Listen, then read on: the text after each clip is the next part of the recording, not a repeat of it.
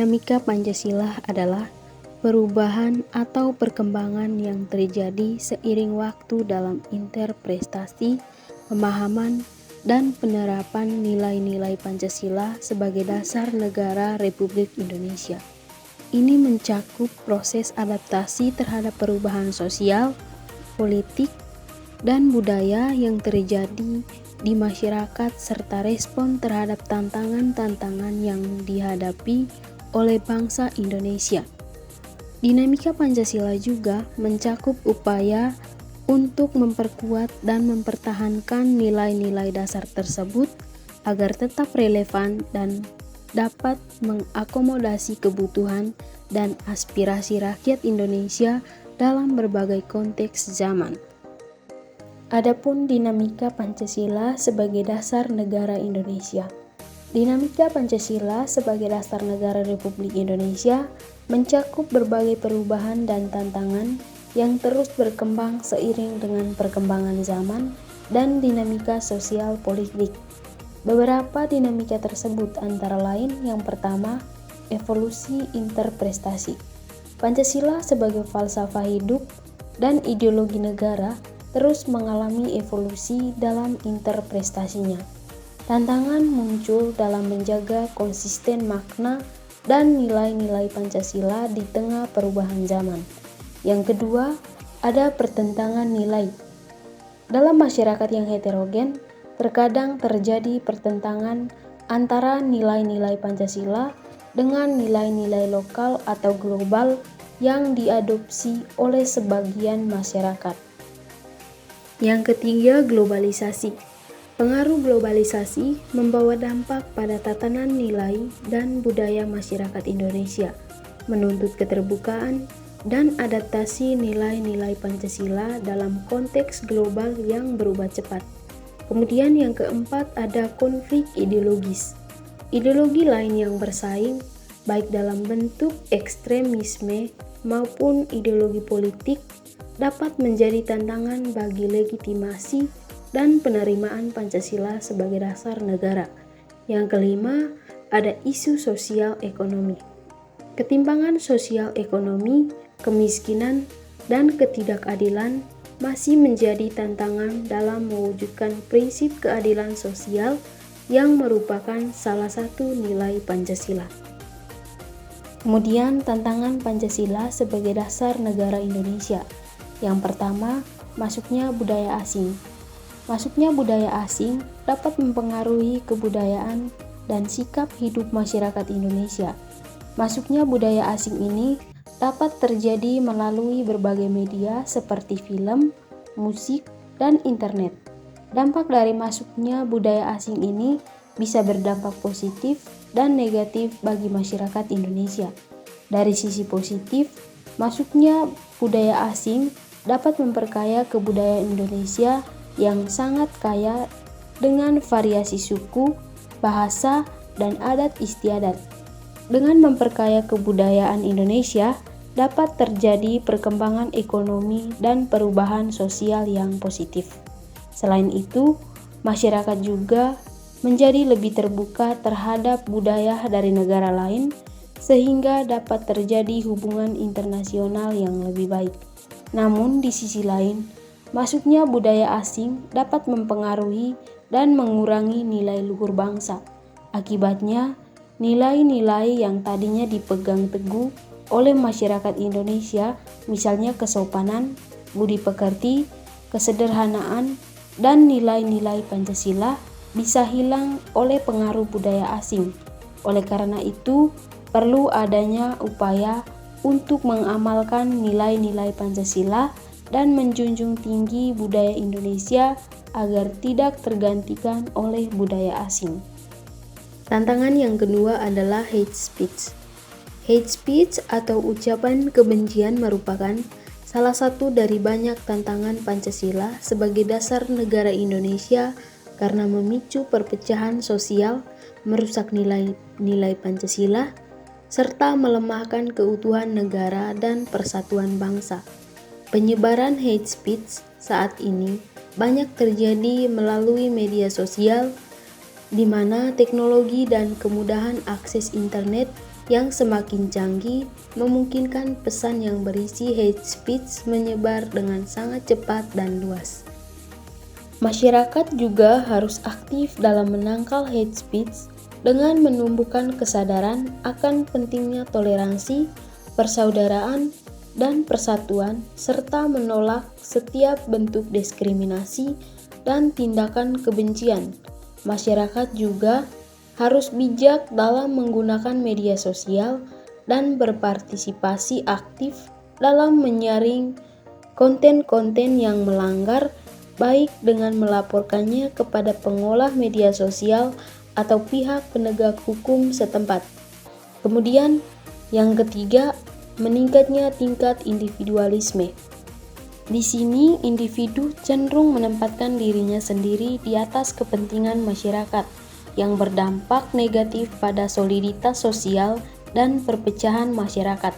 Untuk mengatasi tantangan ini, perlu dilakukan penguatan kesadaran akan pentingnya kerjasama dan memberdayakan masyarakat untuk berpartisipasi aktif dalam memajukan lingkungan sekitar, mendorong saling pengertian dan tolong-menolong, serta menyelesaikan masalah bersama.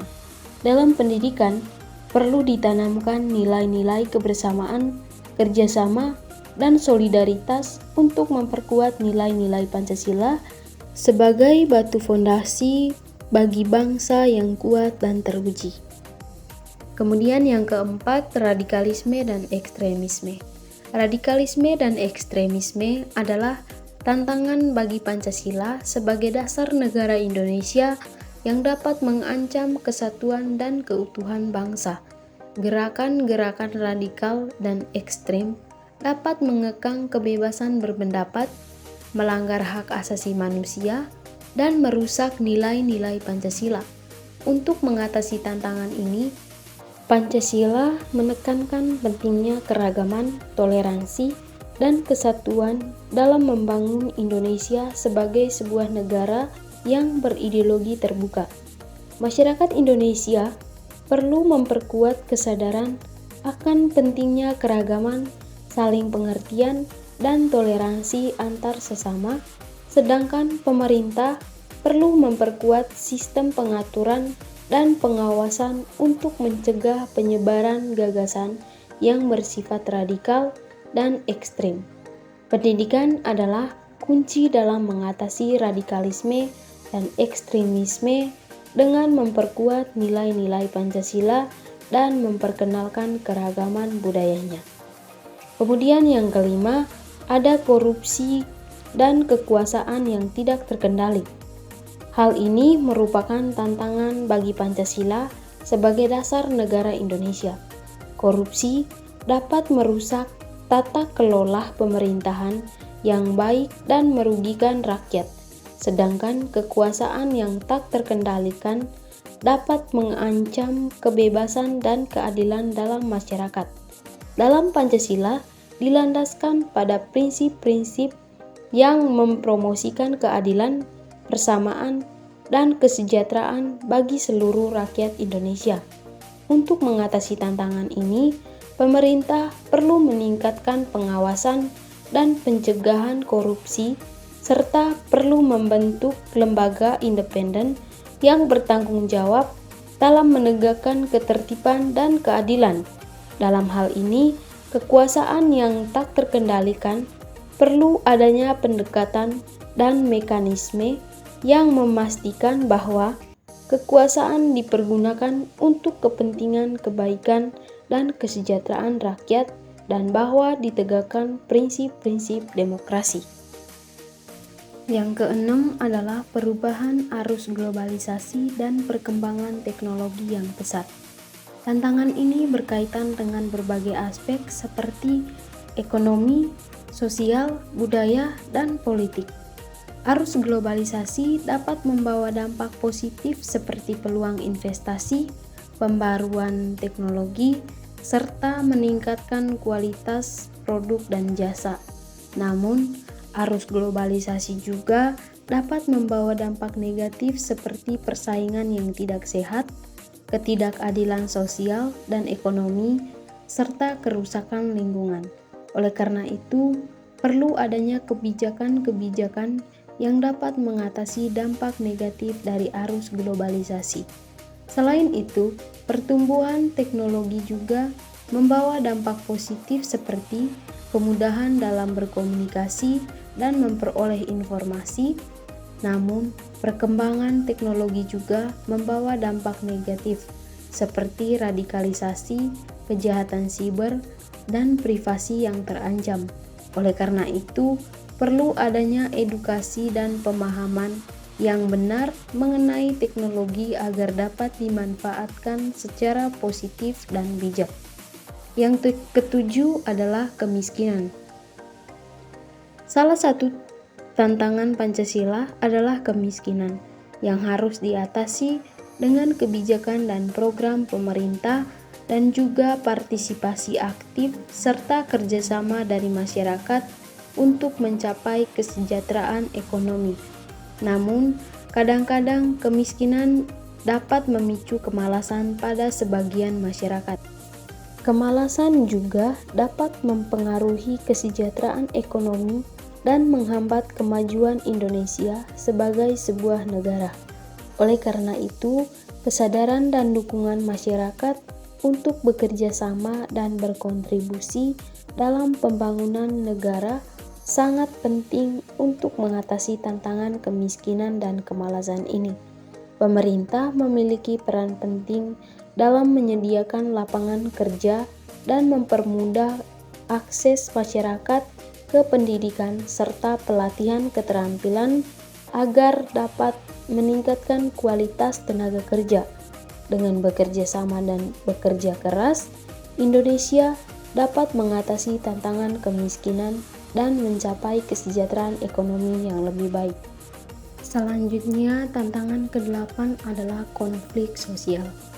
Konflik sosial dapat terjadi karena perbedaan pandangan, pemikiran, agama, ras, budaya, atau kepentingan yang menyebabkan gesekan antara kelompok atau individu.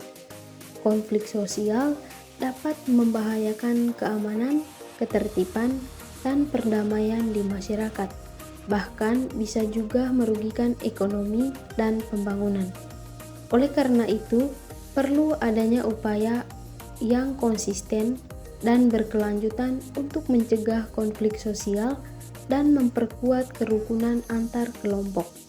Beberapa upaya yang dapat dilakukan antara lain dengan mendorong dialog dan toleransi antar kelompok, membuka ruang partisipasi masyarakat untuk mengekspresikan pandangan dan aspirasinya, serta mengedukasi masyarakat tentang pentingnya persatuan dan kesatuan dengan menjaga kerukunan antar kelompok dan mempertahankan nilai kebangsaan. Indonesia dapat mengatasi tantangan konflik sosial dan mencapai kesejahteraan yang lebih baik bagi seluruh masyarakat. Yang kesembilan, ada sistem hukum modern. Sistem hukum modern yang memerlukan reformasi dan diperlukan pemahaman dan kesadaran masyarakat tentang hak dan kewajiban yang berlandaskan hukum. Sistem hukum modern harus mampu menyediakan perlindungan dan keadilan bagi seluruh masyarakat tanpa terkecuali. Tantangan ini dapat diatasi dengan memperbaiki undang-undang dan kebijakan yang terkait dengan sistem hukum, serta meningkatkan kualitas dan kapasitas lembaga-lembaga hukum seperti kepolisian, jaksa, dan pengadilan.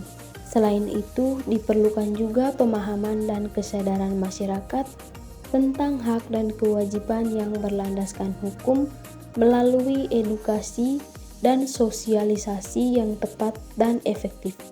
Dengan sistem hukum yang modern yang berkeadilan, Indonesia dapat menciptakan iklim investasi yang kondusif serta mendorong pertumbuhan ekonomi yang berkelanjutan dan terhindar dari korupsi dan tindakan kejahatan.